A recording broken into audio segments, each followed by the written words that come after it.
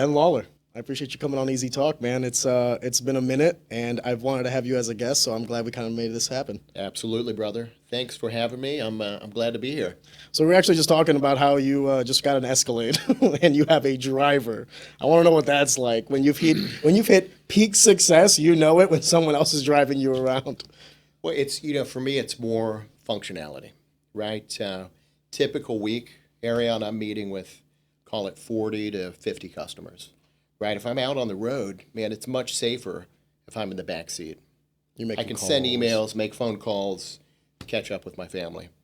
So I hired a driver a couple days a week, man, where it's just, honestly, it's safer for other drivers on the road. No, I can appreciate that. I know full well that like I've also gotten into the, I guess you could say like the efficiency of work where you're essentially doing like multiple things at the same time. The beauty of my work is it's mostly digital, so I can do a lot of things simultaneously while I'm writing a script or while I'm running a sequence of code, and it's taking time for that to run. I could be doing other things on the other monitor, and it at first started as like this thing where I was like, can I do it? Do I have like the mental capacity to like Right. multitask like this? Now, I don't know how I'd ever go back to just like a single function at one time. So, Absolutely, man. and I think that's like it's like a learned skill, right? Like Sure. until you need to do it, you kind of question whether or not you can. Like, do you have the mental capacity? Absolutely. Can you give enough effort to each? But that's life, man. Over the course of time, you've got to pivot. You've got to adjust. You've got to stay relevant with the times. I agree.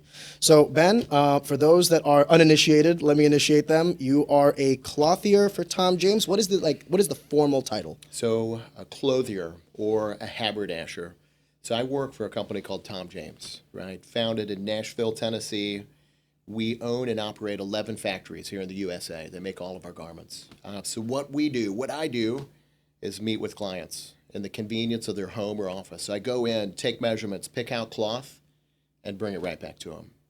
So on a day-to-day basis, I'm working with guys like yourself. I'm working with pro athletes, CEOs, executives, attorneys. The biggest value that we add, in my opinion, is convenience. Right? A lot of guys and gals that I work with, they're busy. Right? They don't have time to go to the store. So this day and age, Ariane, it's what I call the convenience revolution. Yeah, giving not just the product, but also like the best possible service. Dude, I'm giving time. For an individual that take an attorney that charges 3, 4, 500 bucks an hour. Dude, if I can save him or her a couple hours, that's a win-win. And in my business, as you know, it's relationship, right? So approximately 85% of my business is repeat, meaning after that first round, all of those measurements are on file. Easy part is really just picking out cloth. Although over the course of time, people change, right? People gain a few, they lose a few. Whenever that happens, as you know, they pick up the phone, give us a call. We have a full-time seamstress that does amazing work. No, I mean, one of the things that was so difficult about me buying any, not just like suits, pants, jackets, what have you, was the fluctuating from like weight cutting and gaining weight post and during a fight camp. And one of the things, I bought a suit from you way back in the day, and I loved the process. Yes. Right? I bought it for one of my fights, and I remember that. it was a fun time. But one of the hardest things was like when I would gain weight or lose weight, it's like I know that you guys offer the option, and you were so helpful with me. Like we can extend, we can close up some things if you lose weight or gain weight. But one of the things that was just very frustrating for me is I have a freaking awkward frame. Yeah. And you were saying about the convenience of like time. For me, it's almost like the convenience of if I go to a Nordstrom or if I go to like a Tom, not a Tom James, but a Johnson and Murphy's or whatever, and I buy a piece of clothing, and I'm sure I'm not the only guy. I'm 5'8", $170, but I have like just weird proportions. I'm sure if you're like 6'8", 280 pounds, getting anything is tough. But for me, you coming in, doing the measurements, getting the fabric to fit just right, I love you. You're a great guy. Well, I But appreciate that, man. I've enjoyed working with you. that was like the creme de la creme of service for me because I was like, okay, finally, I'm buying stuff that quote unquote fits me. Yes, absolutely. You're right. I mean, off the rack, it's what I call one size fits none. Right? You look at the mannequin, it looks great. You put it on, it doesn't fit you the way that it should. Take a cat that's 6'10". You think they're finding anything in the store? No, man. Take somebody that weighs 300, 400 pounds. They need clothing. right? So the nice thing about us, we make it down to the quarter inch. We style it just the way the customer likes, and we make it a fun experience. Yeah, yeah. I can easily say that when I went there the first time, I'm not gonna lie to you, I was a little intimidated because I was like a younger guy, and I had some money, but nothing too considerable. And I mean, I have this fear of salespeople because I always think to myself, like, they're always trying to upcharge me. They're always trying to get like an extra dollar out of me because it's like a Yeah, commission. And it's like this kind of like unsung, subconscious interaction that you're having with a sales guy. absolutely. And then I'm fine with that if I feel like I'm getting the value out of the individual. Like if this person is helping me find a product or a service that I previously didn't have, Yeah. then I'm okay paying the premium because nobody works for free. And the one thing I liked about you was you took my budget into consideration. You were like, hey, listen, this is your hard number. We're not going to try to get you over that. This is what we can do within your budget. And I was just so incredibly like I felt respected and happy with the interaction because I was like, okay, this guy understands me. And when I came back, I think it was 3 or 4 years later, and bought 5 suits from you. Exactly. The reason I did that wasn't because people were, the people that like told me about you the first time. It was because I went to you, and like you said, 85% repeat customers. I'm one of that 85%. So I gotta say, you're a master of your craft, and I genuinely enjoy the conversation and the interactions we've had also. Because we'll go in there to do suits, and in a 30-minute meeting, it's like 2 minutes of suits, 28 minutes of what are you working on, what are your passions, your goals, all these other things. And I genuinely enjoy that. My question for you is, how do you handle, you were talking about saving people time, but like, how do you handle having a relationship while simultaneously saving people time? Because that would seem kind of like counterproductive, right? It's like, how do I build a relationship with you, which takes time, but then also be so efficient at my craft that I save you time? It's almost like a paradoxical like equation there. It's a dance, I guess, the way I would answer that. And thank you so much for the compliment, and I really enjoy our relationship. One thing that comes to mind in business and in life is whenever working with an individual, working with a client, you take the focus off yourself, right? And you put it on others. So most meetings, it's 80-20, meaning 80% we're just talking about life, we're talking about business, we're talking about goals. 20% we're talking about business, picking out suits. But the other thing is, speaking of time, I always ask. It's like, all right, Ariane, how much time do we have today? Do we have 30 minutes? Do we have 10 minutes? Cool, let's get it done. Right? You don't want to rush somebody through the process because you want to make sure you do it right. And you want to make sure people know exactly what they're getting, right? Because to your point, we're not the cheapest guys in town. But dollar for dollar, we're the best value. And what I mean by that is whenever you can get that fit right on, whenever you can get a fabric that a client really enjoys, and then you layer in that relationship, meaning if a person knows you, they like you, and they trust you, they're going to come back. No, I really appreciate the extra mile, and that's why I wanted to have you on the podcast as well. Is because if you were just someone that was selling suits to me, I don't think. I mean, don't get me wrong. Friendships have many ways of starting, and perhaps it was business that brought us together. But we've had conversations outside of suits now. Obviously I have you here on the podcast, so it's like it's kind of branched out. How much value does your job give you that's not necessarily tied to the monetary gain? So like obviously when you sell suits, you make money. But how lucrative is not the right term to use, but how strong is your network now that you're getting in touch with all these various people from all walks of life, from middle to higher socioeconomic means? Do you think that you've kind of invested in your brand, and that's kind of provided you more value than actually selling cloth? Absolutely. No, that's a great question. So I've been at this for about 20 years now. And what I do is a lot of fun, right? So again, working with the most successful men and women in the area, they say success in life comes down to finding something that you really enjoy doing, something that you're passionate about, and then surrounding yourself with people that you enjoy working with. So for me, man, I love people, right? I love interacting. I love finding out, man, who they are, what they do, where they're going. And if I can help them to be properly attired for any occasion and just get to know them and get to know their families, that's where the magic happens. So to answer your question, yeah, it's not just money's good, right? Money's it helps, right? It keeps the lights on. But the relationships, And for me, the incentives within the company have been great. So, for example, we do like a lot of companies out there, there are opportunities to travel, right? So just last week we were in Paris, right? So I was able to take my wife and our 2 kids to Paris for a week. That was amazing. I wouldn't have been able to do that if it wasn't for this company. Last year it was Dubai. We spent a week in Dubai, which I would not have had that opportunity. When you say that, like, without the gig, is this like a sponsored trip through the company because you hit certain metrics? Sure. Yeah. Okay, so you're a producer. Absolutely. So my role within the company is regional vice president. And all that means is coach player, right? So working with clients one-on-one, but also hiring, training, developing. So these trips that I talk about, they're based on production. You hit a certain level of production and the company says, hey, thank you. We're going to send you to a unique destination across the globe. That's very cool of them. Right. One of the other perks is the company is 100% employee owned. We're privately held.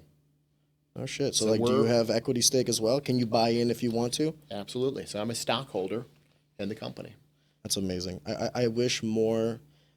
I know an individual who owns a company, and he's thinking about doing an ESOP as well. And he was explaining it to me because, like, it was like kind of the first time I've heard of someone who already has a pre-existing industry or company, not industry, company, kind of say, like, the people around me are doing so much work for me. Yeah. If I ever do want to get out of this business, I want to make sure that they, if they so chose, have some equity in the company, have some skin in the game. And I think there's a beauty to that. Absolutely. If you want people to make the right decisions, if you want people to act like owners, give them ownership. Give them ownership. Man, on a day-to-day basis, they're gonna pour their hearts into the operation. So, in my opinion, it's a great way to run a business.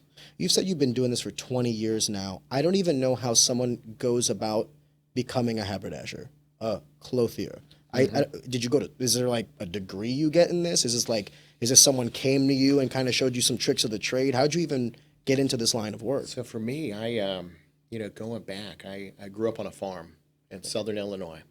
So I'm one of 6 boys, right? My parents kept trying for a girl. It just never happened. But between 6 boys, as you can imagine, a lot of fights, but my parents would encourage that, right? They'd say, hey, if you're going to do that, take it outside, right? And we'd go outside and just beat the shit out of each other. And then we'd come back inside and we'd shake hands and we'd sit down for lunch or dinner. So to answer your question, I got into this business through 2 of my brothers.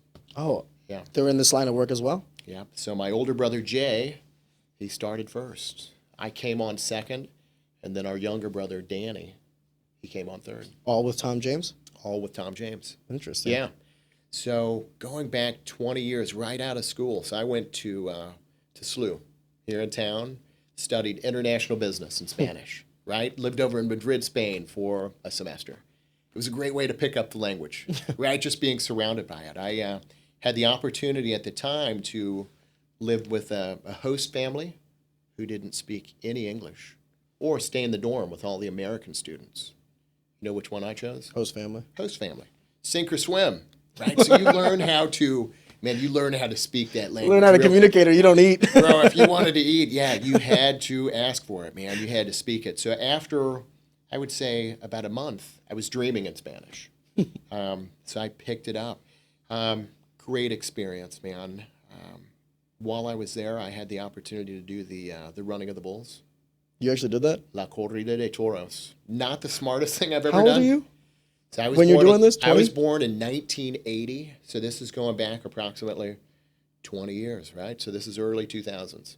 And you're what? You're in college? So I was in college at the time. I was probably a junior, 20, going on 21. Young, dumb, and full of testosterone. Absolutely. So from I'll run with Madrid, some bulls. where we were, a couple buddies said, hey, let's go up to Pamplona, San Fermin, La Corrida de Toros. So we went up there. And, of course, we did not have a hotel lined up. So this is a town of approximately 40,000 people. And I didn't realize that they pack about 1 million people into this town. I mean, a huge festival. So for 7 days, they release 7 bulls each day into these narrow cobblestone streets. Normally, and I know this just from growing up on the farm, normally bulls are fairly docile creatures. But during this event, they're pissed, right? So these bulls, they take a hot iron and prod their testicles. They'll squirt acid in their eyes. I mean, these bulls are out for blood, dude. So you've got these runners, mostly male, wearing all white and a little red, maybe a bandana of some sort. And yeah, the year that I ran, there was a guy right behind me from Chicago, got hit with a horn, man, just dropped him. Oh, no. And at the time, I'm thinking, what am I doing? Right? But made it to the end. And after that run, 6 bulls they put to the side, and they leave 1 bull out there. And then the matador comes out and does his thing. Yeah. So after that experience in Spain, came back, graduated, and I had a few options that I was looking at, and interviewed with Tom James. And I said, you know what? This seems like a good opportunity, man. You can have some ownership in the company. You set your own schedule. You meet with some interesting men and women. Let's give it a shot. And here we are, 20 years later. And obviously, 20 years later, meaning you never left. You're content and happy. I actually did not know about this running of the bull story. Jesus Christ, dude. Yeah. I thought I was, it's funny. We've always talked about like things, and like I always thought like I was kind of like the one that was crazy in the room because like I'm the one that got in the cage and fought. But at least I fought another human. I don't know if I got the balls for that one, dude. Have you fought a 2,500-pound bull? No. That's out for blood? No. That's a different beast. I only realized at the age of 31 how cowardly I truly am. Yeah. Now, that would never happen here in the U.S., right? PETA would just have a heyday with it. But in Spain, it's something they've been doing for thousands of years. And I think it's similar, whether it's the gladiators back in the Roman days or UFC fighting this day and age. People love to see an experience like that. They love to see a spectacle. Are you not entertained? What do you think about cultural differences in general? Because you're kind of bringing up this... like if we did this in the States, PETA would have a field day. But at what point do you kind of look at like the historical culture of a people and say like, hey, this is how they do things, this is how they've done things. Do we really have like a leg to stand on?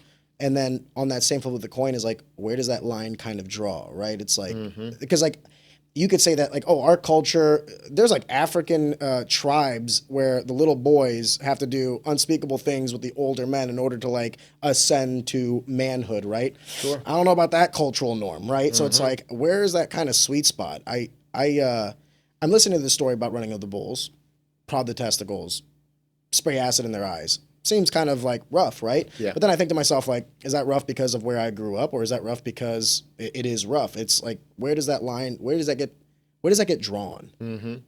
So I look at that situation. I remember, going back 20 years, asking some of the locals, translating into English, it was, why do you do this? Yeah. What's the meaning behind this? And the best version that I heard was just to show man's dominance over beast, right? Cultural differences, yeah. I mean, there's definitely differences between Europe and the USA. Take Spain, very laid back, right? Meaning, whether you're in Spain or France, people are not in a big hurry to climb the corporate ladder, right? People are waking up a little bit later. They're having lunch later. They're maybe having a cocktail at lunch, take a siesta in the afternoon. But here stateside, man, you've got a lot of people that are just working their asses off, man. They're working 70, 80 hours a week. For what? On the hamster wheel, man. And then you're working hard to acquire all this money, and then you retire. But some people are working so hard now that they're having health issues, man. They're having heart attacks. So I think there is, to your point, there's a balance, right? You want to work and provide for your family, but you also want to enjoy the fruits of your labor along the way. You bring up a good point, and a good topic is like the work culture in America. I mean, one of the reasons I love this country is that we have freedom. We have freedom to choose, and freedom to choose to be successful, and freedom to choose to not be successful. And there's a beauty to that.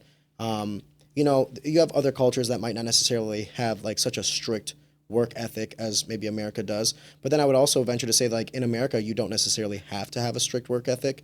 And then you get that juxtaposed position of, like, you know, you get the guys that do work the 8-hour weeks, and then they might achieve the promotion, they might achieve whatever it is that they want. And then you get the guy that might not necessarily want to put in that time. Yeah. And I don't think necessarily either one is correct. It's about perspective and it's about what you value. If I'm a single guy, 30 years old, I got no kids, then yeah, I'm going to put in the time because I want to accumulate as much value as I can, right? And if I'm, you know, a father of two and maybe the promotion isn't necessarily like the most top of mind attribute that I'm experiencing right now, maybe it's like going to my son's soccer game or going to my daughter's gymnastics practice or whatever it is. It's like, I've heard this position before about like how, like, you know, there's pushes to make like a 4-day work week and all these other things. And I say to myself, like, you don't need legislation to cater how you want to work. Yeah. You need to find an employer that's willing to accommodate those hours. And if no one exists, then you need to create a business of your own that does. I mean, the free market, in my opinion, will always decide, and the invisible hands will always find equilibrium.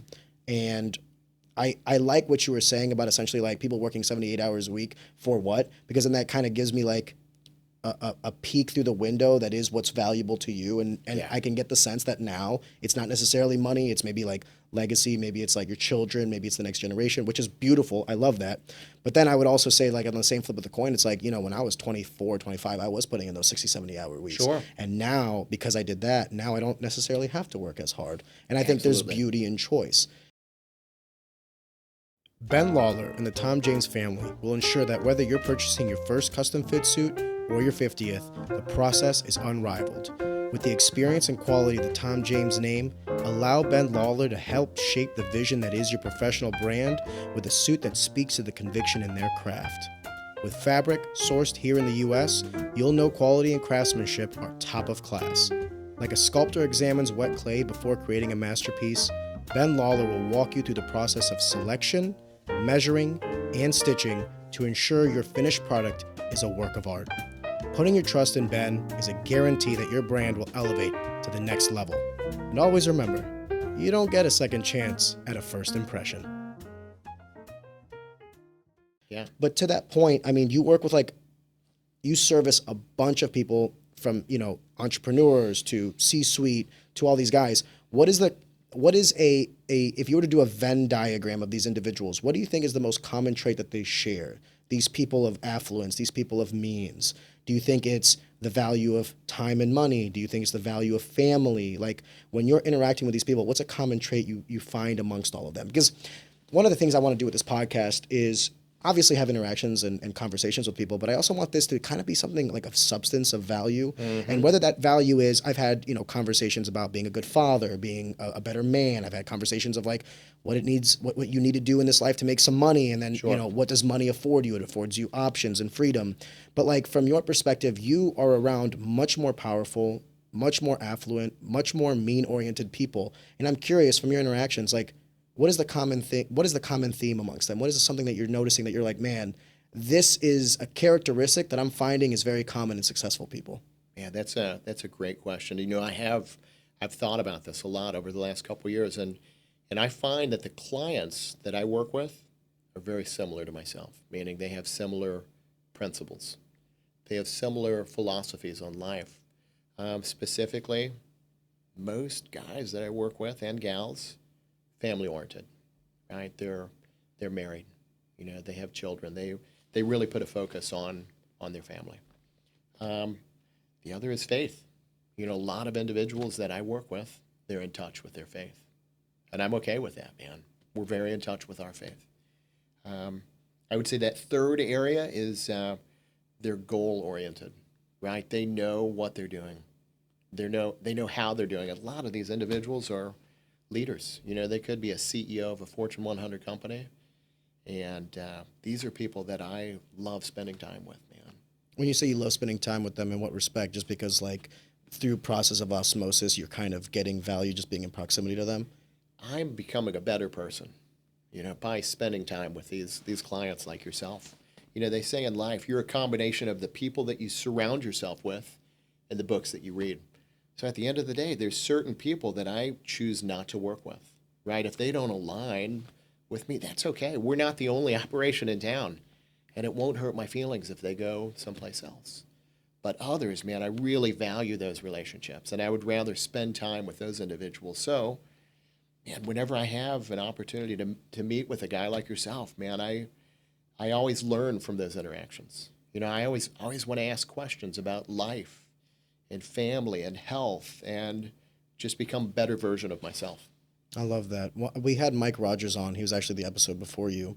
And one of the things I asked him, because he's had an MMA gym now for 25 years, I asked him, I was like, Yeah. what keeps this fresh for you? What keeps this feeling like new? Because when you've done this for 25 years, you've seen fighters come and go. Right. And his response was something similar to you. He's like, it's the group of people that I have now. It's like when I come to the gym, it's like I enjoy everybody. Yeah. And the atmosphere is just a pleasant atmosphere. And he goes, the people that were like, not necessarily cancers or tumors, but like maybe didn't align culturally, Sure. left of their own volition. And now Yeah. we've just been left with like the cleanest product. And it's funny because at the time that he was saying it, I didn't think that it would be only tied to a gym. And then for you to say, I work with people that I find value in, that I relate to, that I genuinely enjoy, it's kind of like, oh, like there seems to be a common theme here with like the mile run that is life and trying to make it as pleasant as possible. Because you're going to have to do the 9 to 5. I mean, Sure. I say this quote because I mean it. Even porn stars say they're going to work, Yeah. right? Absolutely. As long as you're doing what you're doing, yeah, you should enjoy the process, and you should enjoy the people that you meet with and work with. So one of the things that I've learned over the years is, setting goals. And I share that now with our kids. So each year, beginning of the year, we'll put together a vision board. You know, things that we want to do as a family, trips that we want to take, goals that we have. And, they say in life you can be a meaningful specific, or you can be a wandering generality. We choose to be meaningful and specific. I love Meaning, that. you know where you're going, you know what you're doing, as opposed to Just meandering through life. just going with the flow, man. You said, I asked you about like the Venn diagram that is these individuals, and you said the very first thing you said was like they're family oriented, that these men are probably married, probably have kids, and that's like a driving or a common trait amongst all of them. I actually have a theory, and I want to get your take on this. Okay? Lay it on me. So there's a lot of talk right now about like the degradation of masculinity or the degradation of men. And I believe that that's part and parcel to macroeconomic forces. Like, when you have people saying that masculinity is toxic, it's not necessarily good for men. But I also think that that's kind of like economic forces as well, because these men feel like for the first time, or we're the first generation of men that feel like we can't necessarily provide and protect like our previous generations. And I think, I don't know this for certain, but I can only speak from anecdotal evidence for what it's done to me. Getting married, having a child, rose the responsibility that I, like not the burden, because burden's not a good word to use, but it put this responsibility on me. And I say like pressure can make diamonds or it can break you. And I say this, that it made me a diamond. Like it made me a better man because I didn't have the option now. It's like, hey, there's more on the table than just me. So I need to step up.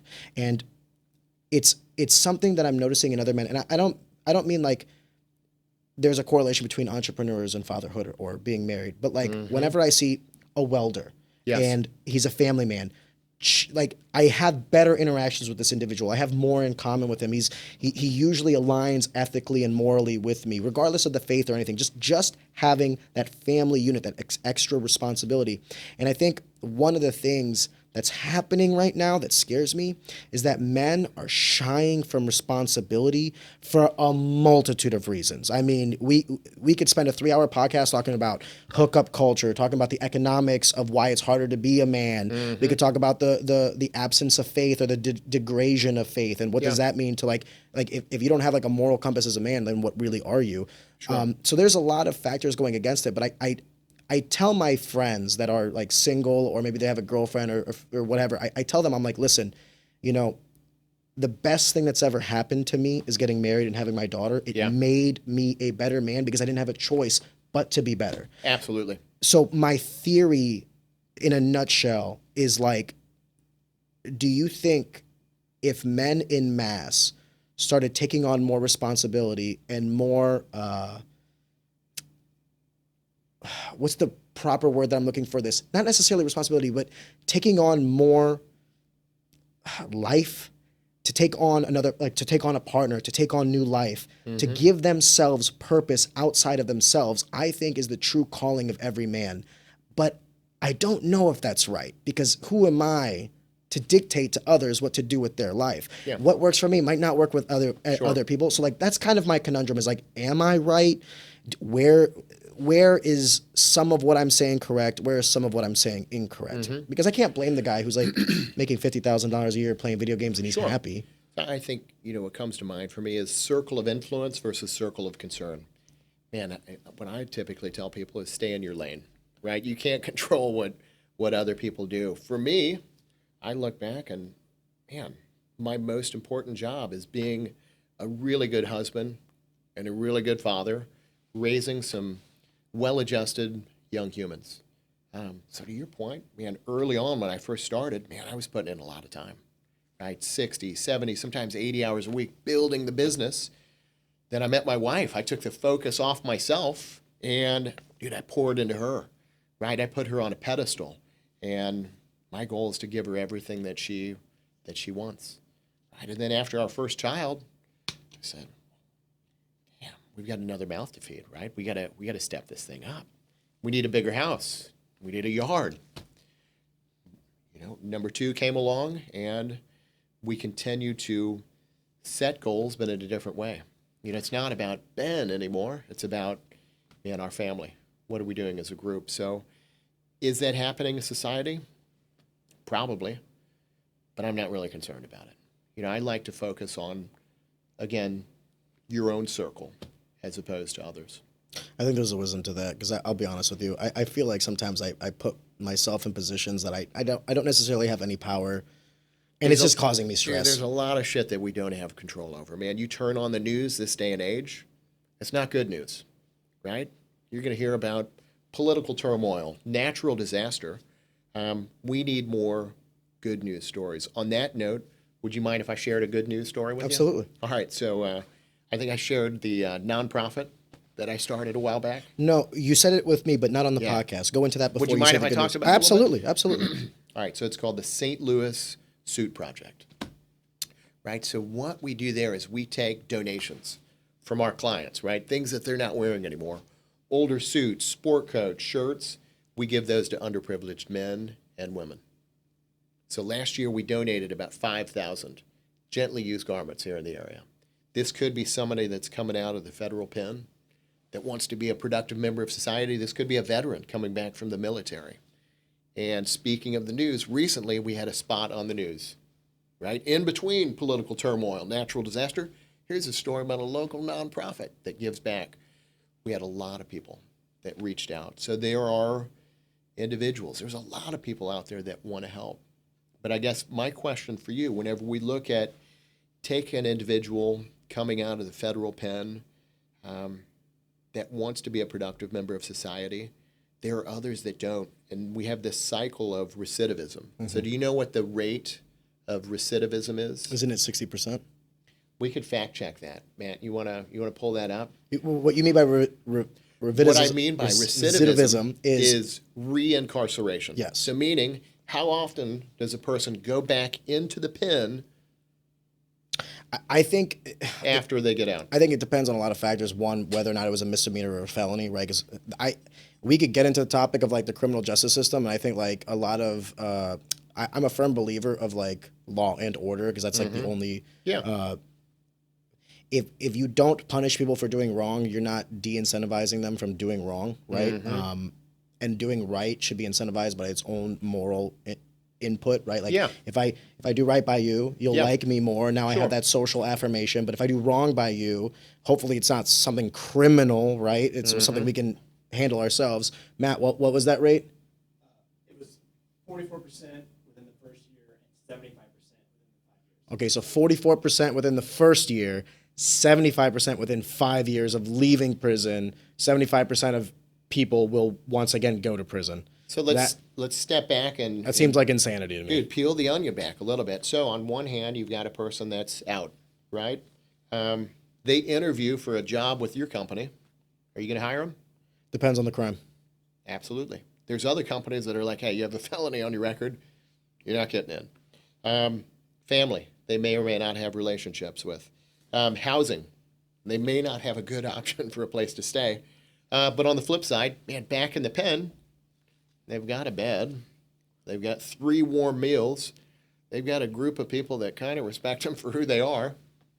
And they know the world. And they know the world, right? So history has a way of repeating itself, which again, it's a whole different topic. But on some small level, we're trying to do our part to reduce that rate of recidivism, right? And it's not just clothing, right? It's life skills, right? It's teaching people how to be a better human, teaching people how to balance a checkbook, teaching people how to interview for a job, right? And then the icing on the cake is looking the part, because you only get one chance to make a first impression, right? So if we can help somebody, dude, come in and just best foot forward, dude. They've got the training, they've got the mindset, and they look the part, that person's going to do some good in society. What made you want to do this non-for-profit? It's a good friend of mine, Chris Dixon. He's a local attorney here in St. Louis. We had a conversation a while back. It's like, man, St. Louis has been good to us, right? We've done well. We've built successful businesses. How can we give back? And we shot some ideas back and forth. And he kind of threw it at me. He's like, Ben, you're in the clothing business. What if we help people to be properly attired? And I'm like, man, well, let's look who else is doing that. Well, you've got Goodwill. How does Goodwill operate? Can I be honest with you, Ben? Yeah. I've never stepped foot into a Goodwill, Okay. so I'm not. Most people don't, but I'll tell you, Goodwill, in my opinion, not to be too controversial, because they're a good operation, but they operate more like a for-profit. And here's what I mean by that. You go in, all of these garments, this clothing, they have a price tag on them. So people donate them for zero, and then they turn around and sell them. And Matt, if you want, you mind if we fact check a few things? Yeah. What did the CEO of Goodwill make last year? Dude, if we go down this path, it's not even just Goodwill. That's a lot. It's now, the Red again, Cross. It's all I don't want to be these. controversial, but No, but it's a fact. there are operations out there that that maybe do something. So what I do in life is, man, I look at, what's an operation do? Could we do it a little bit better, right? So meaning take some of the most successful businesses out there, find a problem, and then find an effective solution to that problem. Is Goodwill a problem? No. They're a great operation. They provide opportunity for a lot of people. But could we do something a little bit better? That's all we're trying to do. I like the thought. I could also, steel man this and say like Goodwill is, what you're doing is like in the St. Louis metropolitan area where Goodwill is like nationally recognized, right? So like maybe it's like one of those things where I try to give constructive criticism where it's necessary, but I also try to give some leeway too. It's like, if you were operating that much, you're going to have to create some like middle management. You're going to have to create some like corporate gigs of like managing the logistics of all this. So like you kind of have to start operating within a margin. But then it brings up the question of like, well, then what is a not-for-profit? There are many examples that we could use of like companies that started as non-for-profits. OpenAI right now is like the big one in the news, right? Like, they started as a non-for-profit, got all this like investment funding, and now they're turning around and turning it for profit. And Elon's basically like, why doesn't everyone just do this? I'm pretty sure the NFL was a nonprofit for a while. They were a 501c3. I'm sure Matt could fact check that. Matt, what was the salary? 500,000. That's actually not that bad for a CEO. No, that's not. But for a nonprofit, I'd have to see where that's ranked. But then the other question you have to ask, man, that's typically an executive, so that could be a CEO of a former Fortune 100 company. They're used to making 7 figures, 500,000. That's not bad. I don't feel like that's now, bad. The difference with us, our board, we operate purposeful and profitless. So meaning we've got an amazing board of directors. And once you're on the board, again, we don't pay you anything. Our whole goal is just to help out the St. Louis community on a small level. No, and that's what I was trying to get at was essentially like, I understand the overall thought here of like, hey, you have some people that do something similar. Yeah. But we think, at least at the micro level, we can do, St. Louis was good to us, we can be good to St. Louis, and we can do the exact same thing they do, but even better. Now, are we doing it at the macro level? No. But are we doing it at the micro level? Absolutely. And we do provide more value for these people because we're giving these gently used garments away for, I'm guessing, free. We don't charge anything. Our only requirement whenever somebody receives a garment is that they perform one random act of kindness here in St. Louis. So again, it doesn't cost anything. But dude, we're seeing people that are helping out the older woman across the street who can't get out of her house. It's the individual that's maybe tutoring somebody else in their neighborhood. So I love the notion. That's a good way to give back. Here's the way I look at it, man. At the end of the day, we're not going to take anything with us, right? We come into this world with nothing, and we're going to leave with it. So what I look at is, man, how many people can you help along the way? Is it about how much you have, how much you acquire, how much you have in the bank, or rather, were you a good person? Did you help people? Did you pour into others? That's what, and it's not perfect, but that's what I think about. I agree 100%, but then simultaneously, I want to be taxed less. And the reason I bring that up is because people ask me all the time, like, you know, you say that you want to do better for others, but yet you have a system in place right now that would essentially do that through your tax dollars. And then I'm a conservative. I'm a financial conservative, right? Yeah. And when I see like tax dollars being increased, I think to myself, like, where is this money really going? I could do more with the money for the people around me. So let's dive into that. So what's your current tax rate? So as a single person, it was like 30%. But 30%? Because this is the first year that me and my wife are finally together and we have a child, I want to say 26, 27%. Okay. So let's take that. And we don't have to talk but about TBD. how many dollars that is. But say it's 25 to 30%. Where are those tax dollars going? Dude, if we actually looked at that, I would get absolutely I genuinely don't know. I mean, I've heard it's school, it's infrastructure, it's helping out local society. But I don't know. That's I believe in state and question. local politicians, government. I do believe in that. Mm-hmm. I think that at the state level, the reason why America works is because we have the systems of checks and balances, and we're like basically 50 nations within a nation. Yeah. There was so much supreme wisdom, and I would even go as far as to say as like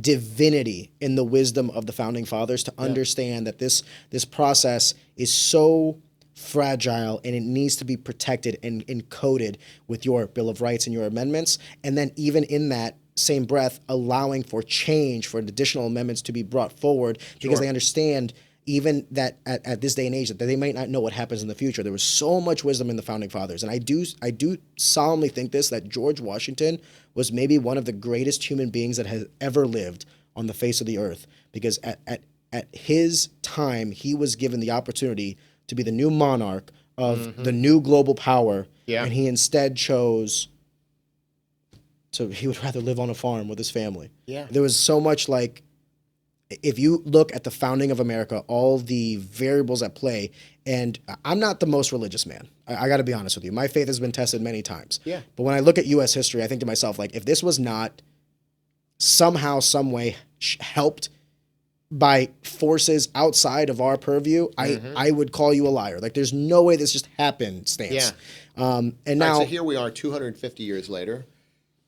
Are those principles timeless? Meaning, do they still apply today? Or are there some where it's just like, well, maybe that applied 250 years ago? Well, you know what we're learning in real time? What? Is that things written down still need to be physically acted upon. Yeah. You can have all of these laws. Yeah. You can have amendments. You can have this form of checks and balances. You can have all the systems in place. But at the end of the day, if you don't have people that will enforce by their actions, then what do you really have? If you tell me that, the age-old adage is, I never create a law that you can't enforce. Why? Because if I can't punish you for breaking the law, then what law is there? Yeah. That's kind of, in a nutshell, what you're seeing with the federal government today. It's like, we vote on these people every 2 or 4 years. And we might have term limits at the state level and at the executive federal level. But when you have lifelong politicians that play party politics, and we don't hold them accountable in any way, shape, or form, you have the system in place. Like, on paper, America should work like a well-oiled machine, right? It's like, hey, if you do a bad job, you get kicked out of your job. What's not to like, right? And if you do a good job, we'll vote for you again. That's why I'm not necessarily sold on term limits at the federal level, because I can see arguments for why not having them is a good thing. The problem is when you couple it with, in my opinion, the ultimate evil or the worst thing about America right now is political parties. Thomas Jefferson, when he created the Democratic Republican Party, was confronted by George Washington through a letter where George Washington essentially laid out the framework of like how this could possibly be a poison pill for America. Because right after the Revolutionary War, all Americans were united in the fact that like, hey, we were unjustly treated by this monarch, by this empire, and we fought for the very rights that we have today, and that there was unity in being American. Yeah. And on that same flip of the coin, the third president, who would be the third president of the United States, was already establishing political parties or schisms or thought process to kind of quarantine Americans together. Now, it's difficult. You know, if you put 100 people in a room, try getting all 100 people to agree on something. Sure. But what you don't do is separate them from the get-go. Absolutely. Like if you put Democrats and Republicans in a room together, I'm not talking about the top brass, I'm talking about the general populace. And you ask them questions like, do you want tomorrow to be better than today? Do you want more economic prosperity for your children? Do you want safer streets, better schools, cleaner roads, what have you? There's no way that we don't agree on these things. Sure. Where we disagree is maybe in the process of doing them, but we're all in agreement at the end goal. What I see right now is the people that represent us at the federal level do not see the same end goal as the people that they represent. And that is like a deep, fundamental issue that until the people start holding these people accountable, we don't really have all of the things that the forefathers bestowed upon us. If I give you a gun, that could be looked at as a deadly weapon or as a means of defense. Sure. I gave you the tool, like the founding fathers gave us the tool. Now it's up to us to use that tool however we see fit. A gun might be like a hyperbolic analogy or metaphor. Let's say a hammer, right? Or a saw, what have you. I don't care what the thing is. But at the end of the day, until people realize that they do have power and they need to exercise that power, they will always feel powerless. Absolutely. So a lot to unpack there. Sorry, So, I went on a rant. Forgive me. So let's go back to the founding fathers. They did a lot of good. Was it perfect? Absolutely. No, man, it wasn't perfect. I mean, some people would say, gosh, how about the Native Americans? You know, did they have a right? Yeah, it was their place, right? Some of our founding fathers, were they slave owners? Maybe they were. Maybe they weren't. It wasn't perfect. Within humanity, you're always going to have issues, man. You're always going to have people that break principle, right? So here's what I find in life. People will let you down. Friends will let you down. Politicians will let you down. But principles, on the other hand, principles never change. You know, for me, it's the 10 Commandments. You know, you step back, it's the golden rule. Do unto others as you would have done unto yourself. So I guess my question for you is, have you thought about running for political office?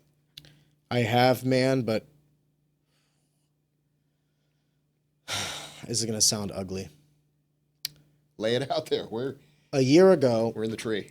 A big reason why this podcast even started was Yeah. I remember I came to you probably a year ago and I told you that I had a lot of political unrest. I was not enjoying the landscape before me. And I thought to myself, like, I don't want to be a hypocrite. I don't want to just sit here and bitch about it. Sure. I want to do something about it. You can bitch about it, or you can be part of the solution. Correct.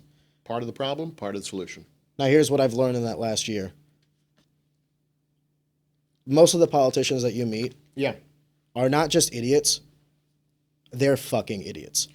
I feel like, and again, I respect you. Yes. But I feel like that could be a generalization, meaning, dude, I work with a lot of politicians, and it's not just because they're clients, but, dude, these are amazing people, meaning this is somebody that maybe they've been really, really successful in their business. Dude, they put that to the side to give back to community. Are there assholes? Are there people that are corrupt? Are there people that, of course there are. But, dude, maybe it's the tragic optimist in me, but I look back and I say, man, there are still some really good people out there that are fighting the fight on both sides of the aisle. You're not wrong. But here's the problem with democracy in a republic like ours. The problem is, at the end of the day, if what you just described will always and forever be the minority. Why? Because good men are hard to come by. Good women are hard to come by. Maybe if culture changed and we produced more leaders, if we produced more morally adept individuals, I would feel differently. And you're right, I did generalize. There are, Brad Chris from Sunset Hills. He's a representative, smart guy. Great dude. Phil, I forget his last name, the representative from Baldwin. Yeah. Great guy. Yeah. When I say the majority of politicians that I met are idiots, I do stand by that. Yeah. Are there a minority of guys that, in my opinion, give me faith for humanity? Sure. Absolutely. Absolutely. I thought about running for politics until I got down to Jefferson City, until I went down to DC, and I'm just like, okay, I realize that there's checks and balances in our government, right? The legislative, judicial, executive branch. But there's also checks and balances in life between corporations, representatives, and the people. And it's the pie chart is constantly shifting. Yes. But what I've learned is, and this is kind of like hard to say out loud, is that if you really want to enact change, it's a hell of a lot easier to just make money and buy the change. If I wanted to pass a piece of legislation at a Missouri level, the state level, that I think would generally, like maybe in my own way, I think will be a net positive. I don't know what that legislation would be. Maybe, daylight savings time is revoked. We no longer have daylight saving times. Yes. Why I would do that, I don't know. But anyway, it's easier to just buy the politicians that I need if I can make enough money and then have it happen like that. And when I came to that realization, it kind of made me think in a broader sense, like, do I waste my time being one of 187, or do I waste my time being one of one and then influencing the 187? Now, am I right? Honestly, I hope I'm wrong.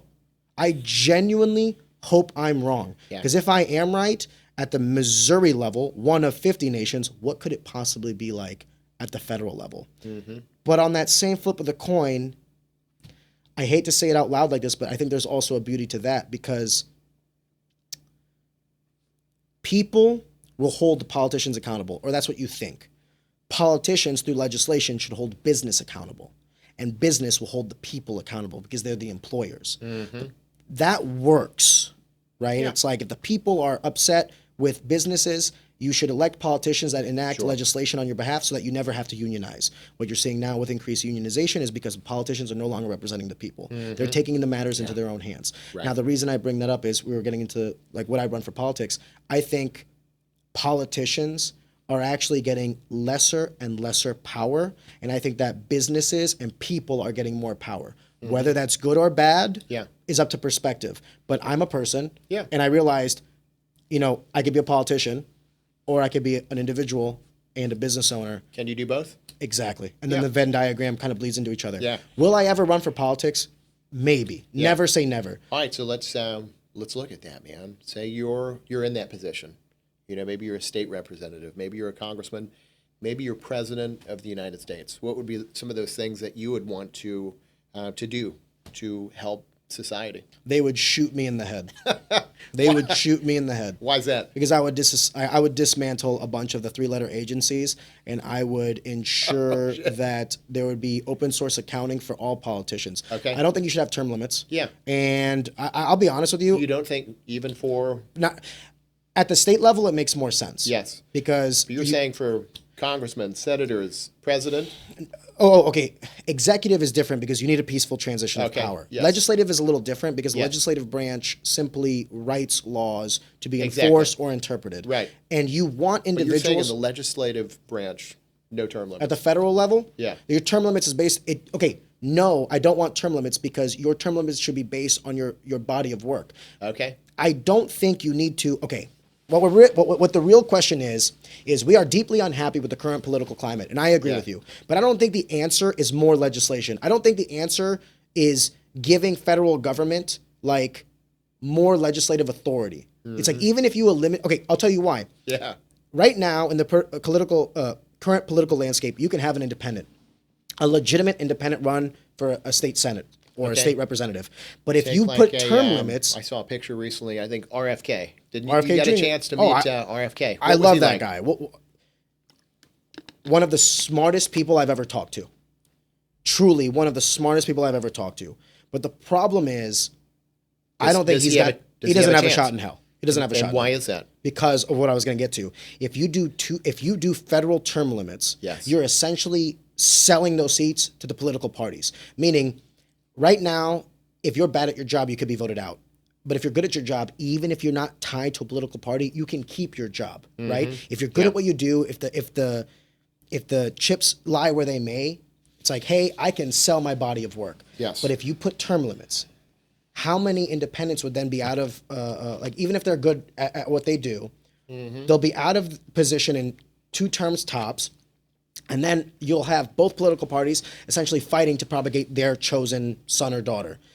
If you put term limits on as it stands, you're essentially giving more power to the political parties. I don't think the problem is on the individual level. I think the problem is Republican and Democrat both. There is a uniparty that it's the top brass of each party come together and say, hey, we're going to play like we fight, and we're going to pass $60 billion for Ukraine. That makes no sense. We're going to pass all the Israeli funding that they want because we're their undivided ally.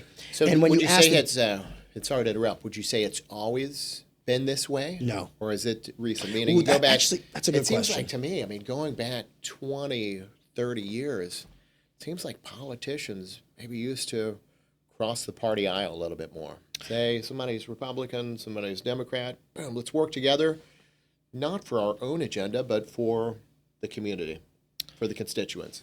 Has that changed? Has that division gotten deeper over the last 20 years, or is it about the same as it? if I could be frank with you, I don't think I've lived long enough to tell. Yeah. I can only talk about my anecdotal evidence from my Yeah. 31 years on this planet. Yeah, And I 'cause spent to be only, honest, I don't know. I followed a little bit, but to be honest, I really don't.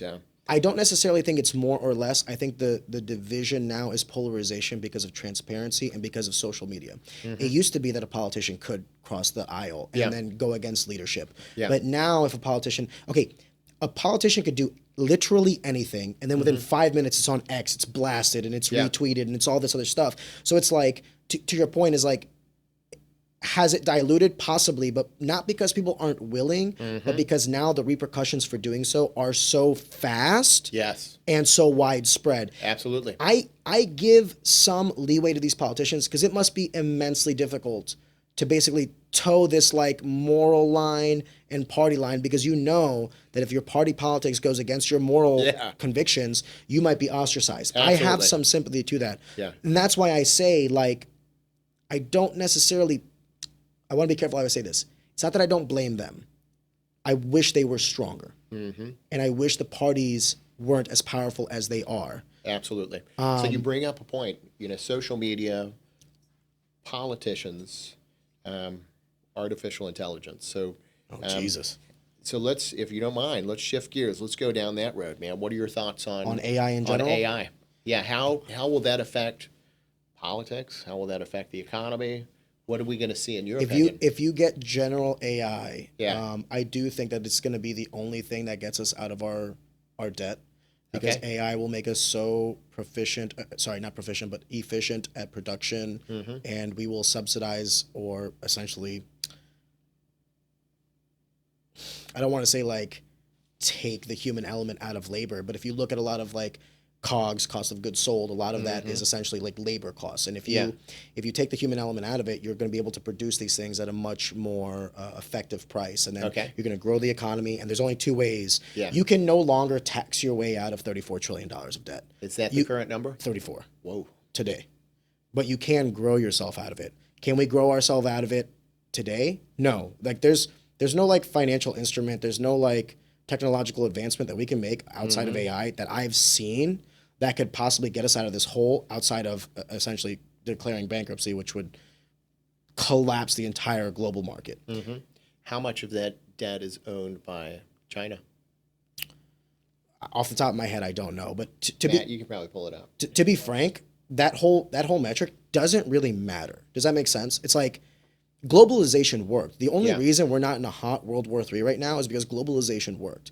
Like, you have an instance where Ukraine and Russia have to have like peace negotiations for production of grain because they're the breadbasket of the world, even though they're in a hot war. Yes. We can sit here and say all that we want with Taiwan and China, but China's never going to make a move. I'll tell you what's going to happen before China invades Taiwan. They were going to make sure, and we're going to make sure, that we can do chip manufacturing here in the States, and then we're going to give them Taiwan. Because if China invades Taiwan and then we have to defend Taiwan, you're essentially coupling off the greatest consumer from the greatest manufacturer, which will also collapse the global economy.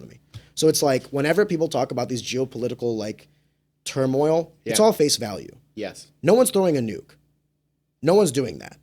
Because mutually assured destruction, we have more ways of mutually assured destruction than we ever have. Yeah. It used to just be atomic bombs. Now it's the markets. And when we say mutually assured destruction, I'm not saying people will die. People will die, but not in mass like nuclear war. But what do men with power fear most? Losing their power.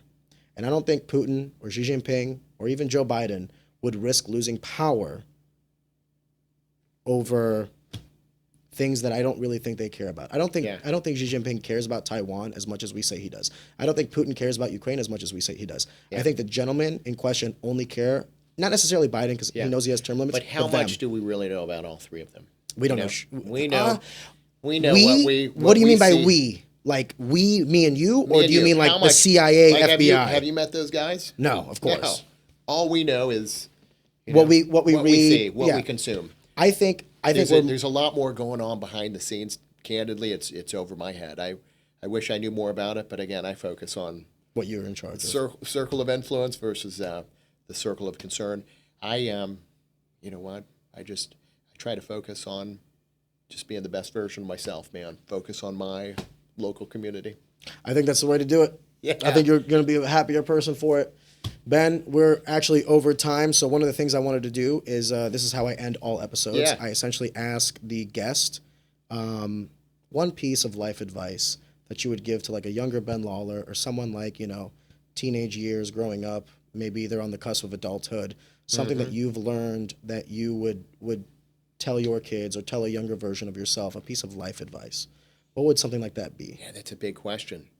I would say, a couple things come to mind, but one would be, at the end of the day, just, take the focus off yourself, put it on others. For me, it's the law of reciprocity, meaning what we put into the lives of others eventually comes back into our own, whether it's good or bad. But, man, this has been awesome. Thank you so much for having me on the podcast today. This has been it's been fun. I feel like we covered a lot of Dude, we went a lot of topics, man. We went from what you do to a hot war between superpowers. I don't know how we did it, but I'm glad I that feel we like did. we're just scratching the surface, man. If you ever there are wanna some come back things on? that I think we could go a little bit deeper. Some I'm knowledgeable and passionate about. Others, candidly, I just really don't focus on, man. But I can still talk about them. But dude, at the end of the day, I just want to let you know that I appreciate you, I love you, and I'm glad to have you in my life. Ben, I couldn't think of a better guest. Thank you so much, sir. Awesome. Thanks, brother.